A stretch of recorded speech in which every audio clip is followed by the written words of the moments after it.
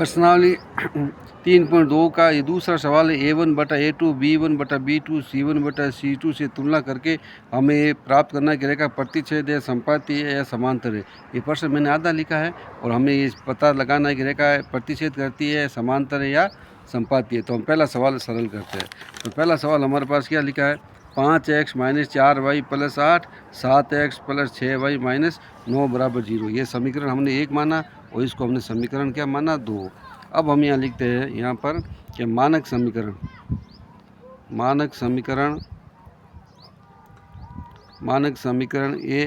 A1x plus B1y plus C1 बराबर 0 तथा A2x plus B2y plus C1 to 0 से तुलना करने पर है। अब हम तुलना करते हैं इसकी। देखो आप, A1 का मतलब होता है समीकरण 1 में x को किस संख्या से गुणा करें। B1 का मतलब होता है समीकरण 2 को हम y को किस संख्या से गुणा करें। B1 का मतलब होता है समीकरण 1 में y को किस संख्या से गुणा करें। C1 का मतलब होता है समीकरण 1 में अचर पद क्या है। A2 का मतलब होता है समीकरण 2 में x को किस संख्या से गुणा करें। B2 का मतलब समीकरण 2 में 6 y को किस संख्या से गुणा करें। तो हम इसकी तुलना करते हैं। तो A1 में समीकरण 1 के आगे x के आगे क्या लिखा है, 5 लिखा है। तो लिखेंगे हम A1 बटा A2, इसका अनुपात होगा 5 बटा 7। समीकरण 1 में देखो x के आगे 5 लिखा है, समीकरण 2 में x आगे 7 लिखा है, तो इसको गुणनाक बोलते हैं 5 बटा 7। यहाँ लिखेंगे B1 बटा B2 का मान लेते हैं। तो B1 का मान यहाँ है हमारे पास -4 और B2 का मान है हमारे पास 6। इसको सरल कर देते हैं -2 बटा 3। अब देखो ये 5 बटा 7 है और -2 बटा 3 दोनों आपस में बराबर अनुपात बराबर नहीं है। तो हम ये लिखेंगे ये 5 बटा 7 और ये -2 बटा 3 आपस में बराबर नहीं है। तो लिखेंगे A1 बटा A2 का मान B1 बटा B2 के अनुपात के बराबर नहीं है। जब ये बीच में बराबर नहीं आता है तो ये रेखा क्या करती है, ये लिखेंगे ये रेखा ये प्रतिच्छेद करती है। तो हम लिखेंगे रेखा ये प्रतिच्छेद करती है। तो समीकरण 1 में रेखा क्या करेगी, प्रतिच्छेद करेगी, क्योंकि A1 बटा A2 B1 बटा B2 का अनुपात आपस में बराबर नहीं है। अब हम दूसरा सवाल लेते हैं। दूसरा सवाल का हमारे पास 9x प्लस 3y प्लस 12 बराबर 0। इसको समीकरण 1 माना। 18x प्लस 6y प्लस 24 बराबर 0, इसको हमने समीकरण 2 माना। अब हम इसकी तुलना करते हैं। तुलना में देखो क्या लिखेंगे, मानक समीकरण। यह लिखेंगे मानक समीकरण A1 बटा A2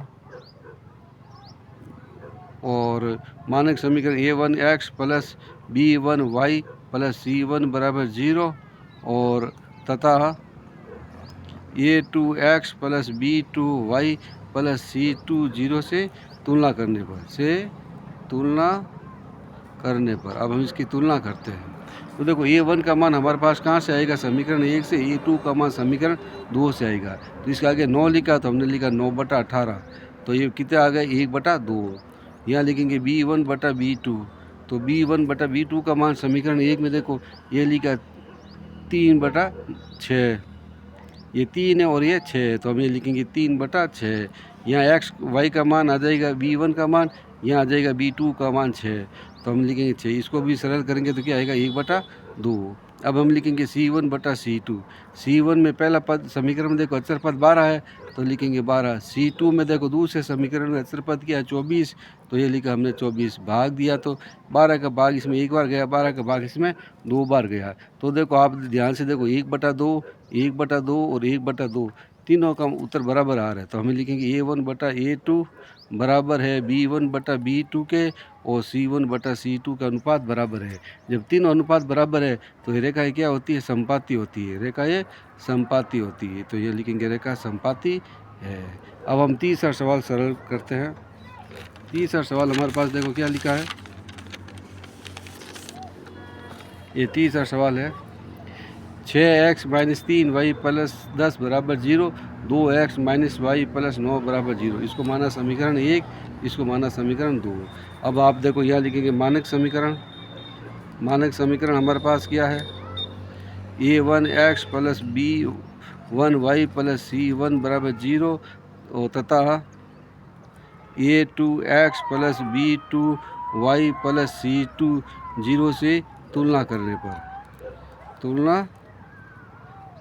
पर तो हमारे पास देखो A1 का मान आएगा समीकरण 1 से, A2 का मान आएगा समीकरण 2 से। तो ये लिखा 6/6 और इसमें क्या लिखा 2, तो 6/2, 6 में 2 का भाग गया 3 बार। इसी प्रकार से हम लिखेंगे B1/B2, B1 का मान आएगा समीकरण ये 1 से y के आगे और B2 का मान आएगा यहाँ से, तो ये -3 है तो -3 लिखा। इस y के आगे कुछ भी नहीं लिखा, केवल माइनस का चिन्ह है, तो अपन तरफ से यहाँ क्या मानेंगे 1 मानेंगे, तो हमने ये लिख दिया -1। माइनस माइनस कटा, 1 का भाग 3 में कितनी बार गया 3 बार। अब हम लिखेंगे C1/C2 का अनुपात। पहले पद में अचर पद क्या है हमारे पास 10, तो हमने लिखा 10। दूसरे पद में अचर पद क्या है 9, तो हमने लिखा बटा में 9। तो हम यहाँ देखते हैं कि A1/A2 का अनुपात B1 और B2 के अनुपात के बराबर है। ये भी 3 आ रहा है और ये भी 3 आ रहा है, तो ये अनुपात बराबर है। लेकिन C1 और C2 का अनुपात बराबर नहीं है, तो इसका मतलब ये रेखा समांतर है। क्या है? रेखा है समांतर है, रेखा समांतर है।